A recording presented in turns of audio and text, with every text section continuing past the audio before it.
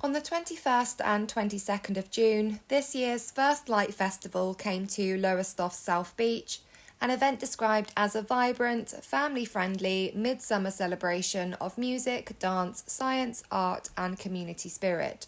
But where there are large groups of people having fun and celebrating all things good, you can guarantee the police will be lurking, ready to offend against these values with their iniquity, violence and ever-growing contempt for those they're paid to protect. On Saturday evening, around 40 minutes after the main festivities concluded, Suffolk Police, who work in close collaboration with Norfolk Constabulary, sharing joint units and departments, were called to reports of teenagers involved in a melee around the area of Kirkley Cliff Road. I would wager this was just a bunch of rowdy teens buzzing on prime energy drinks and overexcited from the celebrations, being obnoxious, loud and boisterous as kids of this age are. But rather than de-escalate the situation, it seems police constables, true to form, came in swinging as if they were dealing with an armed drug cartel rather than a group of irritating children. The footage I've seen of the police response is limited and of poor quality, but officers can be seen pushing, shouting at and threatening the children, displaying their typical turpitude. You want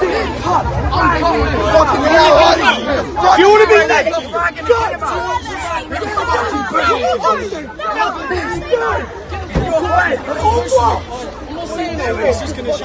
Don't engage, walk away. Don't engage, walk away. Don't engage, walk away. Walk away. Don't touch me. Don't touch me.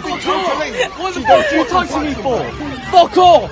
Fuck off. One lad they dealt with, a 15-year-old named Rocco, was left with a gruesome injury to his chin, allegedly caused by the police. He was eventually taken to the Norfolk and Norwich University Hospital, but not before the police arrested and dragged him through the streets with half of his chin hanging off. The treatment of Rocco and the other teens caused outrage in the community, one which is already largely distrustful of the police. In a series of posts on social media, Rocco's family and friends, many of whom witnessed the police interaction, claimed an officer forced the teen's head down onto metal railings, causing the horrific injuries to his chin. Whilst conversely, Suffolk Constabulary has since claimed that he tripped and fell.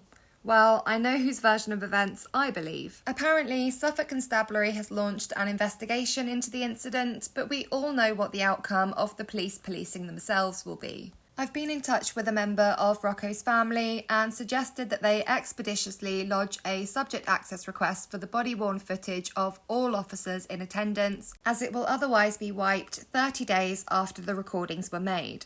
It's policy for officers to record such interactions, so if the force comes back and says there's no footage of the incident with Rocco, it's not going to reflect well and, in my opinion, would be indicative of a cover-up. The family has shared a powerful and incisive petition which, as well as raising broader concerns with the state of policing, rightly calls for the officer responsible for Rocco's injuries to be suspended, investigated and charged with GBH. I implore you to sign and share the petition, which I will link in the description.